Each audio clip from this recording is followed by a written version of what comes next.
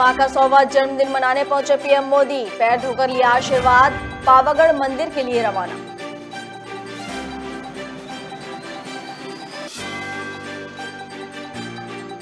अग्निपथ के विरोध में आज बिहार बंद, रक्षा मंत्री राजनाथ सिंह ने बुलाई बैठक, अग्निपथ योजना का युवा कर रहे विरोध।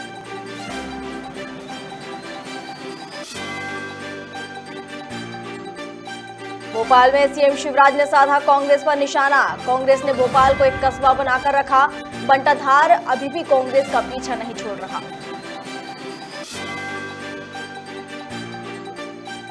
भोपाल सांसद साध्वी प्रज्ञा को मिली जान से मारने की धमकी, मामले की जांच में जुटी पुलिस, फोन करने वाले ने खुद को बताया अंडरवर्ल्ड डॉन दाऊद का करीब।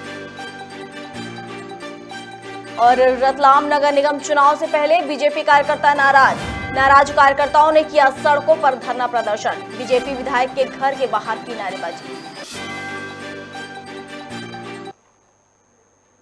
नमस्कार, खबर भारत देख रहे हैं आप, मैं हूं आपके साथ प्रियंका। चलिए बढ़ते हैं खबरों की ओर।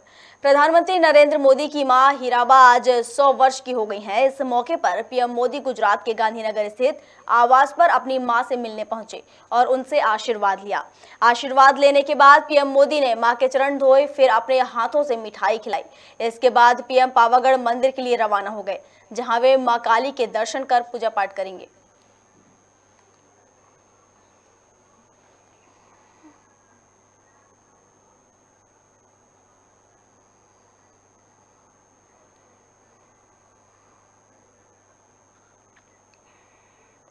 अग्निपथ योजना को लेकर देश में बवाल मचा हुआ है। 1 दर्जन से ज्यादा राज्य हिंसक प्रदर्शन की चपेट में है। ट्रेनों को फूंका जा रहा है। छात्र पिछले 3 दिन से धरना प्रदर्शन कर रहे हैं। इस बीच योजना के विरोध में छात्र संगठनों ने 24 घंटे के बिहार बंद का आह्वान किया है। यह बंद ऑल इंडिया स्टूडेंट एसोसिएशन की ओर से बुलाया गया है। वहीं योजना के विरोध में हो रहे हिंसक प्रदर्शन को देखते हुए रक्षा मंत्री राजनाथ सिंह ने बैठक बुलाई है। वह सुबह 11:30 बजे अधिकारियों के संग बैठक करेंगे।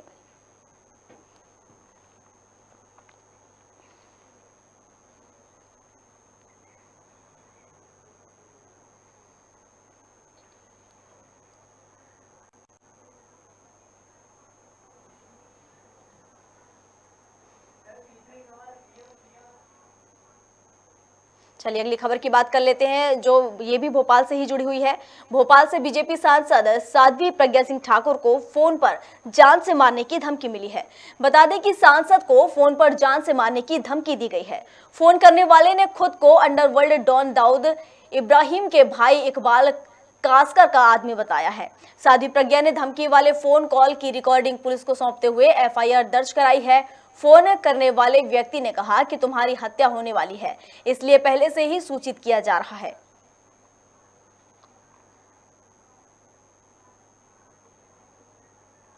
ये भोपाल से खबर, जहां पर भोपाल सांसद साध्वी प्रज्ञा सिंह ठाकुर को जान से मारने की धमकी दी गई है फोन के द्वारा। एक आरोपी ने, एक बदमाश ने फोन से मारने की धमकी दी है और जिसने फोन से मारने की धमकी दी है उसने अंडरवर्ल्ड जो डॉन है दाऊद इब्राहिम के भाई इकबाल, उसका आदमी उन्होंने बताया है। साध्वी प्रज्ञा ने धमकी वाले फोन को लेकर जो रिकॉर्डिंग थी उसे पुलिस को सौंपा है और पुलिस को सौंपने के बाद एफआईआर दर्ज कराई है।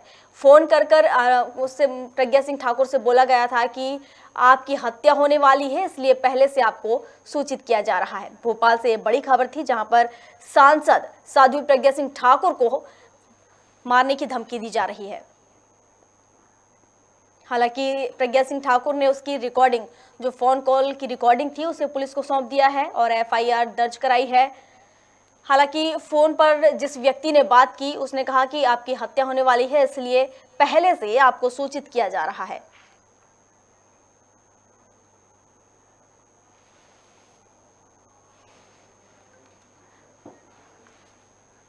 भोपाल से एक खबर, जहां पर सांसद प्रज्ञा सिंह ठाकुर को जान से मारने की धमकी दी जा रही है।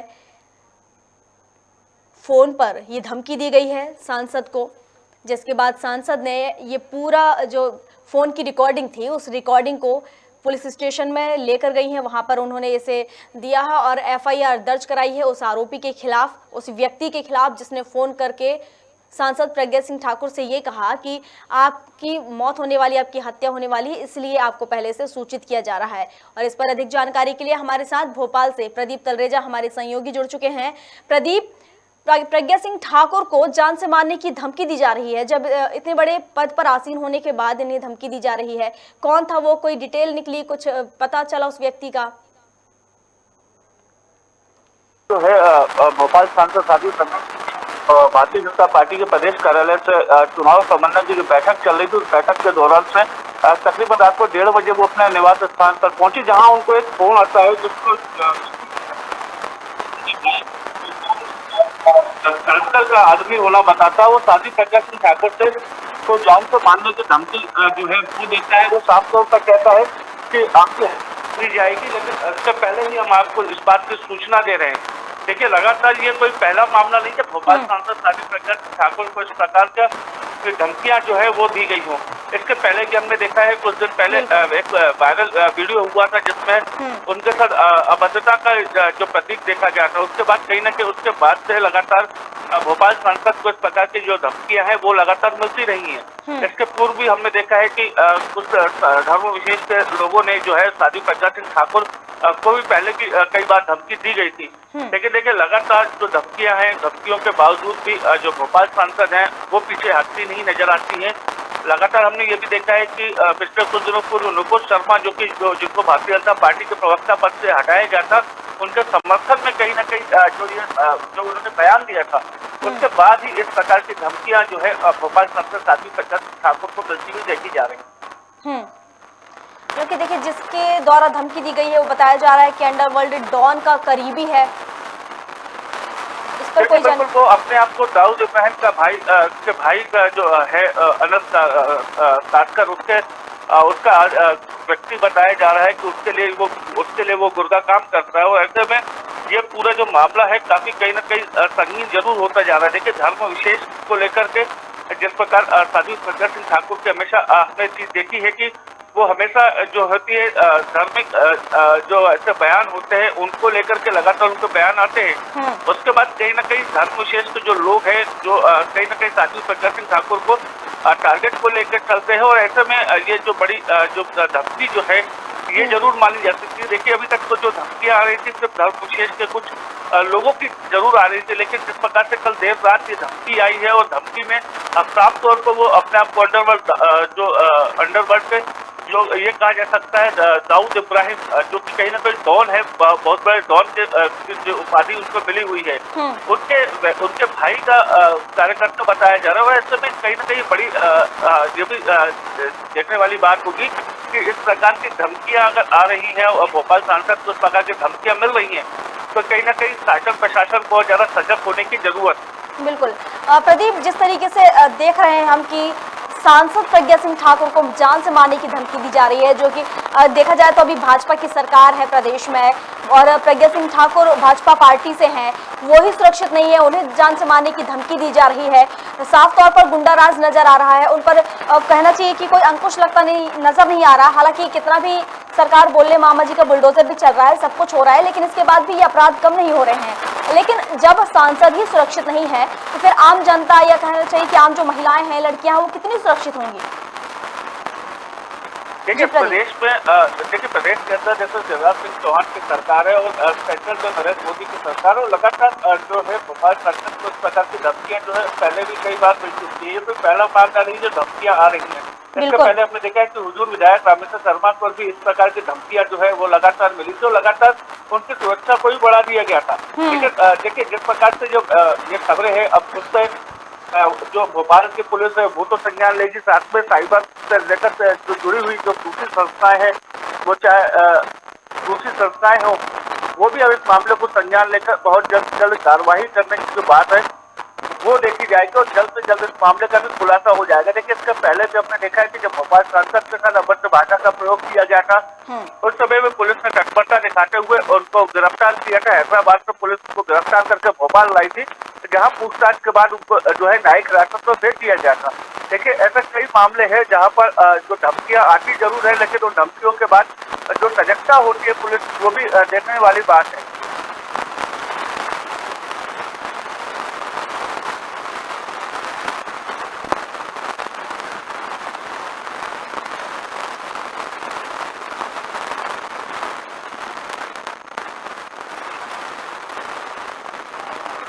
जी प्रदीप, जिस तरीके से ये धमकी अभी भी दी जा रही है, अगर शायद इन पर पहले अंकुश लगाया गया होता या इन लोगों पर पहले कार्रवाई की गई होती तो शायद कोई दूसरा व्यक्ति या कोई दूसरा अपराधी इस तरह की हरकत करने की दोबारा कोशिश ना करता।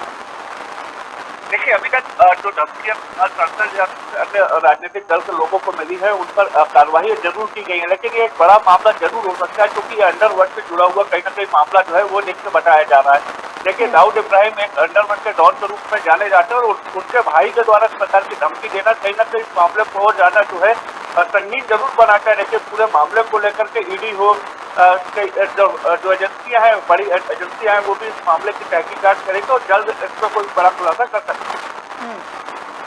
बहुत शुक्रिया प्रदीप आपका हमारे साथ जुड़ने के लिए और इससे जुड़ी तमाम जानकारी साझा करने के लिए।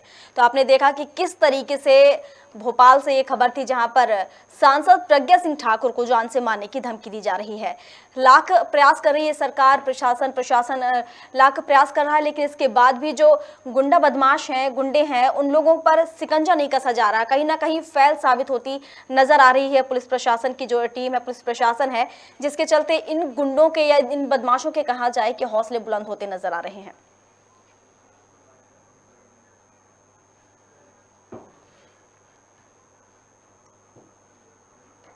राजधानी भोपाल में सीएम शिवराज सिंह चौहान ने महापौर प्रत्याशी के समर्थन में जनसभा को संबोधित किया। इस दौरान उन्होंने कांग्रेस पर हमला बोलते हुए कहा कि कांग्रेस ने भोपाल को एक कस्बा बनाकर रखा हुआ है। कांग्रेस ने कभी भोपाल का विकास नहीं किया है। यह बंटाधार अभी भी कांग्रेस का पीछा नहीं छोड़ रहा है।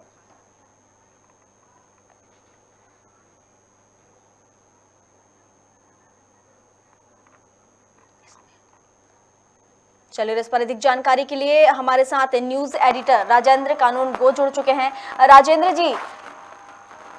जी, क्या आपको मेरी आवाज आ रही है? बिल्कुल आ रही जी। सीएम शिवराज सिंह चौहान ने कहा है कि उनका एक बयान कहा जाए कि सामने आया जिसमें उन्होंने कहा है कि सीधे सीधे कांग्रेस पर आरोप लगाया है। उन्होंने कहा है कि उन्होंने भोपाल का कभी अच्छा सोचा ही नहीं है, कभी विकास के बारे में सोचा ही नहीं भोपाल के। देखिए, कांग्रेस की सरकार जो है वो काफी पहले यहाँ पर कांग्रेस की मेयर रही है।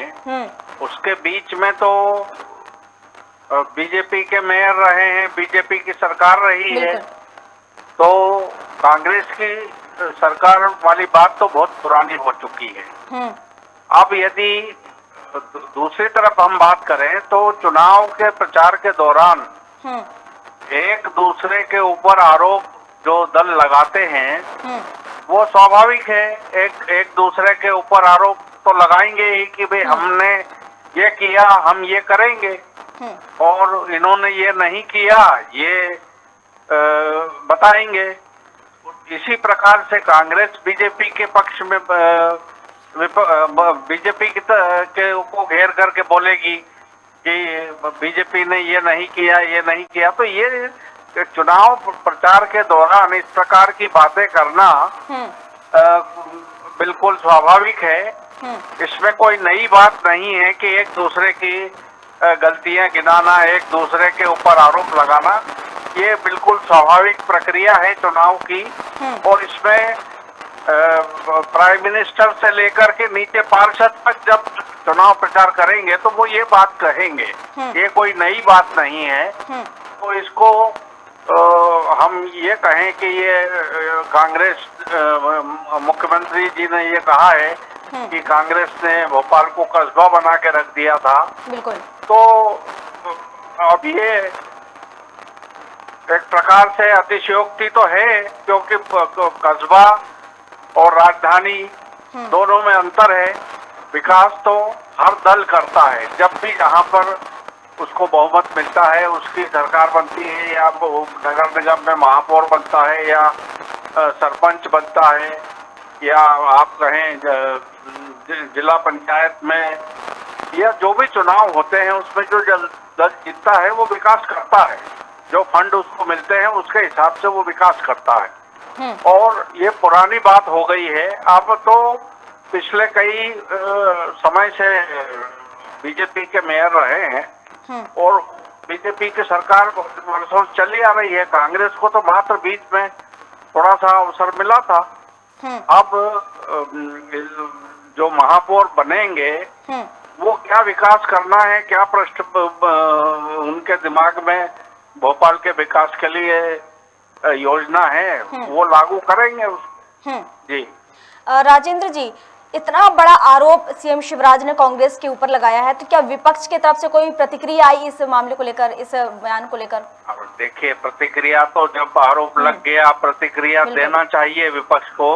अभी उन्होंने दी नहीं है, आएगी प्रतिक्रिया, क्योंकि इस प्रकार के आरोप लगेंगे तो प्रत्यारोप वहां से लगता है। चुनावी प्रक्रिया है, जैसा मैंने बताया कि चुनाव में सब जगह होता है इस प्रकार की बातें कि इन्होंने ये नहीं किया और हम ये करेंगे, इन्होंने ये नहीं किया हम करेंगे। तो ये कोई गंभीर मसला इसको मैं नहीं मानता हूँ। जी एक बात और राजेंद्र जी, अगर दोनों पक्षों की हम बात करें, ना कांग्रेस की ना भाजपा की, दोनों पक्षों की बात करें, तो आपको ऐसा नहीं लगता कि इस चुनाव में जनता के हित की बात होना चाहिए, जो उनके द्वारा किए गए हैं उन मुद्दों पर बात होनी चाहिए, ना कि एक दूसरे पर आरोप प्रत्यारोप लगाएं, बल्कि जनता के हित की बात करें कि क्या होगा क्या नहीं होगा, अभी तक क्या किया, इन सब चीजों पर बात की जानी चाहिए। ये तो सही है और यही होना चाहिए, लेकिन पिछले कई समय से हम देखते आ रहे हैं कि असली मुद्दे की बात तो कोई करता ही नहीं है। बिल्कुल, चाहे वो प्रधानमंत्री जी से लेकर के और नीचे की स्थिति तक अपन आ जाए, तो असली बात मुद्दे की तो कोई करता नहीं है, सिवाय एक दूसरे के ऊपर आरोप लगाने के, प्रत्यारोप लगाने के, एक दूसरे को नीचा दिखाने के और एक दूसरे को घेरने के, यही काम हो रहा है। जनता की बात तो कोई करता नहीं है, चाहे वो कोई भी नेता हो। तो ये होना चाहिए, लेकिन ऐसा होता नहीं है। ये हमारे देश के लोकतंत्र का दुर्भाग्य है। जी जी, बहुत बहुत शुक्रिया आपका हमारे साथ जुड़ने के लिए। तो आपने देखा कि भोपाल से ये बड़ी खबर थी, जहां पर सीएम शिवराज सिंह चौहान ने कांग्रेस पर सीधे सीधे आरोप लगाया। उन्होंने कहा कि जिस कांग्रेस ने भोपाल का कभी भला नहीं किया है, कांग्रेस के ने कभी भोपाल के अच्छाई के बारे में नहीं सोचा, कभी विकास के बारे में नहीं सोचा है, और कांग्रेस हमेशा बंटाधार करती आई है और उसका यही रवैया आज भी नजर आ रहा है।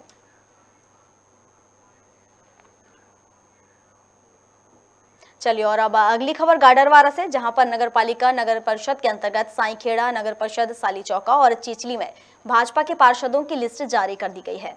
तो वहीं चुनावी चर्चाएं भी जोरों पर हैं। कांग्रेस ने पहले, भाजपा ने लिस्ट जारी कर दी है, संगठन में मजबूती का काम किया है।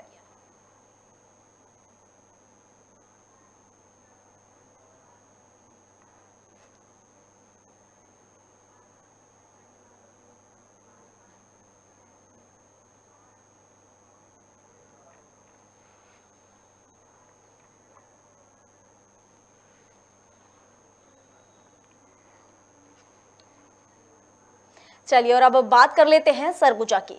सरगुजा जिले के लुंड्रा थाना क्षेत्र में एक युवती के साथ गैंग रेप का मामला सामने आया है।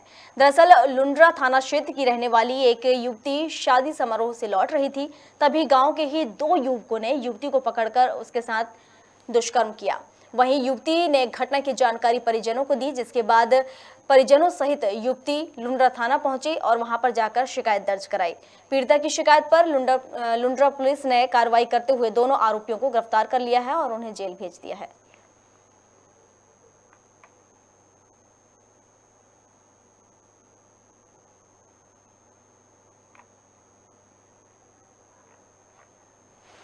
सूचना प्राप्त हुई थी कि शादी समारोह से एक युवती आ रही थी, और युवती कुछ नित्यक्रम के लिए रुकी हुई थी, जिसका फ़ायदा उठाते हुए दो युवक ने उनके साथ गलत हरकत की है, जिसके आधार पर लुंड्रा थाने में FIR पंजीबद्ध कर तत्काल उन्हें दोनों ही आरोपियों को गिरफ्तार किया गया।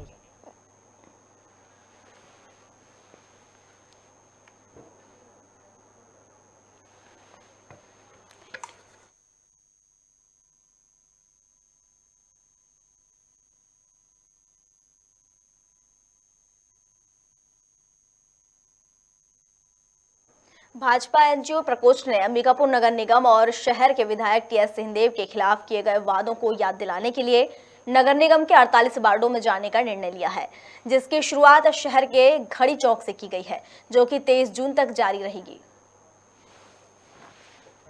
देखिए, जन चेतना यात्रा है भाजपा के एनजीओ प्रकोष्ठ की ओर से, और चुनाव के पहले हर पार्टियां अलग अलग वादा करती हैं, लोग लुभावन वादे करती हैं, और कांग्रेस उसमें ऐसा है कि ज़मीन पे वादे दिख ही नहीं रहे। केवल हवाई में विधायक जो रहे हैं अंबिकापुर के, उन्होंने नगर निगम चुनाव से पहले वादा किया 14 में, फिर अभी 18-19 में किया, 13 किया, फिर 19 में किया। तो ये केवल जो वादे हैं आज कार्य रूप में पड़नी दिख नहीं रहे हैं।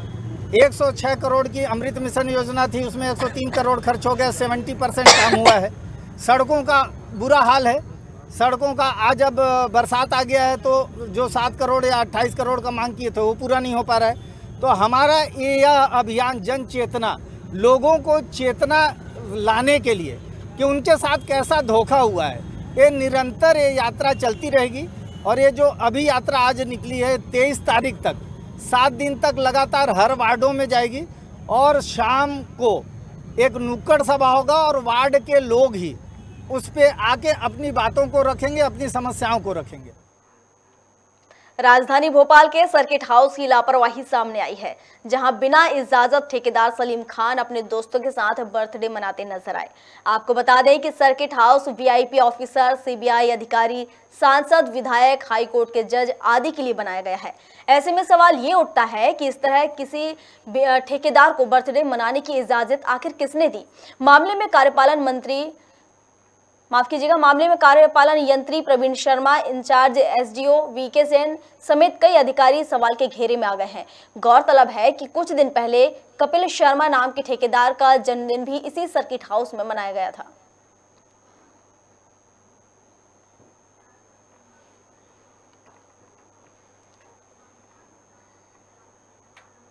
बिलासपुर पुलिस ने एप्पल कंपनी का नकली सामान बेचने वाले गिरोह का खुलासा किया है। जानकारी के अनुसार आरोपी राजीव प्लाजा की कुछ दुकानों में एप्पल कंपनी के सामान से मिलता जुलता नकली सामान बेच रहे थे, जिसमें एप्पल कंपनी का चार्जर, केबल समेत मोबाइल कवर भी शामिल हैं, जिसमें कंपनी का नाम खराब हो रहा था। जिस पर कार्रवाई करते हुए पुलिस ने 4 दुकानदारों के खिलाफ कॉपीराइट एक्ट के तहत मामला दर्ज कर लिया है। आगे की जाँच की जा रही है। एप्पल कंपनी के नकली एसेसरीज़ जो है बेचने की शिकायत लेकर कंपनी के ऑथराइज्ड पर्सन्स आए हुए थे, जिन्होंने बिलासपुर पुलिस से भी हेल्प मांगा था, जिसमें राजीव प्लाजा के कुछ मोबाइल दुकान संचालकों पर कार्रवाई की गई है, जिसमें 4 दुकान संचालक हैं और उनके यहाँ जो छापा मारा गया उसमें नकली एडाप्टर और अन्य एसेसरीज़ मिले हैं, जिसमें कॉपीराइट एक्ट के तहत कार्रवाई की जा रही है। और अब अगली खबर छतरपुर से, जहां एक युवक ने दूसरे युवक की पत्थर मारकर हत्या कर दी। जानकारी के अनुसार दोनों युवक एक ही गांव के हैं। हैंडपंप के पास पानी भरने के लिए आए थे, जहां किसी बात को लेकर विवाद हो गया और मनोज नाम के युवक ने हरिदास नाम के युवक को पत्थर उठाकर मार दिया। घायल युवक को डायल 100 की मदद से अस्पताल पहुंचाया गया, लेकिन उसकी रास्ते में मौत हो गई। पुलिस ने मामला दर्ज कर लिया है और जांच शुरू कर दी है।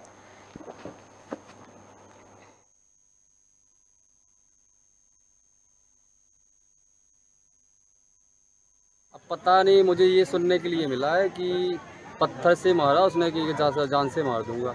किसने किसको मारा? तो कोरिया के लड़का मनोज ने हरिदास को जान से मारने की कोशिश की, पत्थर मारा, सुन रहा है। हाँ, तो फिर उसके बाद में पता नहीं, ये सुन रहे थे कि लड़का पत्थर मारा तो उसने अपनी गाड़ी उठाई कि मैं अपने घर जाऊँ, माइंड में चोट आ गई होगी तो वो दौड़ गया शायद। मैं अपने घर जा रहा हूँ, वो पहुँच गया वो कहीं शाम के 10 बजे। कल की है? कल की वही 9:30-10 की है। छतरपुर जिले के थाना बाजना अंतर्गत एक प्रकरण कायम किया गया है हत्या का, जिसमें शासकीय नल से पानी भरने को लेकर 2 पक्षों में विवाद हुआ और इसमें एक जो व्यक्ति था जिसकी उम्र लगभग 30 साल थी, उसकी इलाज के दौरान मृत्यु हो गई। इसमें 302 का मुकदमा कायम करने के बाद जो आरोपी है तुरंत उसको अभिरक्षा में दिया गया, उससे पूछताछ की गई और झगड़ा कैसे हुआ, किन कारणों से हुआ, पत्थर जिनसे हमला किया गया, इस घटनास्थल का बड़ी बारीकी से निरीक्षण किया गया है। गाडरवारा नगरपालिका नगर परिषद के अंतर्गत साईखेड़ा, नगर परिषद सालीचौका और चीचली में भाजपा ने पार्षदों की लिस्ट जारी कर दी है। तो वहीं चुनावी चर्चाएं भी जोरों पर हैं। कांग्रेस के पहले भाजपा ने लिस्ट जारी कर दी है, संगठन में मजबूती का काम किया है।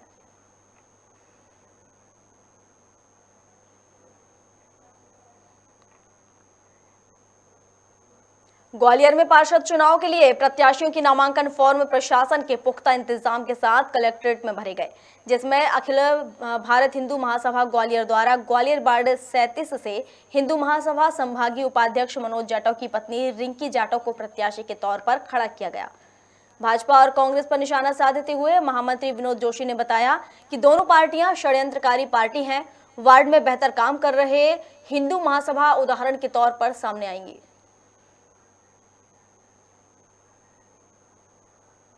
हम हिंदू महासभा ने हमें टिकट दिया है और हिंदू महासभा की हर चीज पर हम खड़े उतरेंगे, बात करते से काम करेंगे। अभी जिस तरह से हिंदू महासभा लगातार समाज में अभी से नहीं शुरू से काम कर रही है, जनता की समस्याएं देख रही है, कई मुद्दों को उठा रही है। अब पार्षदी में राजनीतिक दौर में भी आएंगे, कई चीजें रहेंगी। क्या क्या आप मुख्य तौर से देखा जाएगा? मुख्य तौर पर ये है कि बाढ़ में बहुत गंभीर समस्या है, वाटर की, सीवर की, रोडों की, लाइट की, ये काम हम कराएंगे। इंदौर के गांधीनगर में सैलून संचालक ने सूदखोरों से परेशान होकर फांसी लगा ली है। आपको बता दें कि आर्थिक दिक्कतों के चलते संचालक ने ब्याज लिया था और कुछ राशि लौटा भी दी थी, लेकिन फिर भी सूदखोरों के द्वारा लगातार प्रताड़ित किया जा रहा था, जिसके चलते उसने फांसी लगाकर अपनी जीवन लीला समाप्त कर ली। वहीं मृतक के पास से एक सुसाइड नोट भी मिला है, जिसमें उन सभी सूदखोरों के नाम लिखे हुए हैं। इसी दौरान गांधीनगर पुलिस ने आरोपियों पर प्रकरण दर्ज कर मामले की जांच शुरू कर दी है। ये सेन समाज का मामला भी है और मेरे घर का मामला मेरा बड़ा भाई है दामोदर परमार जी, जो कि गांधीनगर में अरिंद नगर में निवास है। सैलून का कामकाज है, दुकान है सैलून की वहाँ पर। और ये मानसिक प्रताड़ना से लोगों ने सूदखोरी, ब्याजखोर जो है, ब्याजखोरों की वजह से आज कल जीवन लीला समाप्त कर ली उन्होंने। ये वो नोट दे के गए, वो छोटू शुक्ला, संजय जैन, गोलू कुशवाहा, मनीष पुरी गोस्वामी, अरियंत नगर, पान की गुमटी वाला और सुरेश सेन कराड़िया, इन 5 लोगों के नाम बड़े भैया लिख के गए और यह पर्ची हमें मिली। में पाजनिंग का मामला है और मृतक का नाम है दामोदर पिता दशरथ परमार, उम्र 38 साल, निवासी अरिंद नगर, जिला इंदौर का रहने वाला है। ये कारण तो अभी ज्ञात नहीं हुआ है, अभी जांच के उपरांत ही मालूम पड़ पाएगा। कोई सुसाइड नोट भी मिला? हाँ मिला है, बाकी ये तो क्या है कि उन व्यक्तियों से मिलने के बाद ही मालूम पड़ेगा क्या मामला था और क्या नहीं था। खबर भारत में खबरों का सिलसिला लगातार जारी है। अधिक अपडेट्स के लिए आप बने रहिए हमारे साथ और देखते रहिए खबर भारत। नमस्कार।